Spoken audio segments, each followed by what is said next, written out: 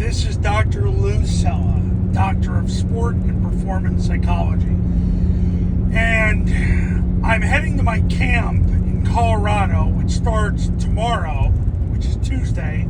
It's Monday morning, 7:15 Central Time. But before that, I'm headed to the University of Kansas to watch their football practice. One of their coaches and I go back a long way, and I'm interested in watching the University of Kansas football program because, much like Air Force, but to a lesser extent, they have to do more with less. So, at Kansas, obviously, they don't get the same kind of athletes that other teams on their schedule do. They can't get the same kind of athletes. It's harder to get football players to go to Lawrence, Kansas than their competitors. So it's very interesting to see what they do at practice with lesser players. Now, obviously, they're not a triple option. And hey, listen, that's going to happen. But when you look at teams, figure out if they have to do more with less.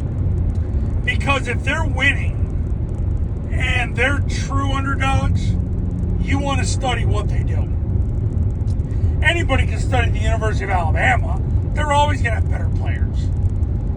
You can always study Michigan or Ohio State. They're always going to have better players. Same thing with, no offense, Penn State. You know, I live in Pennsylvania, but they're always going to have better players.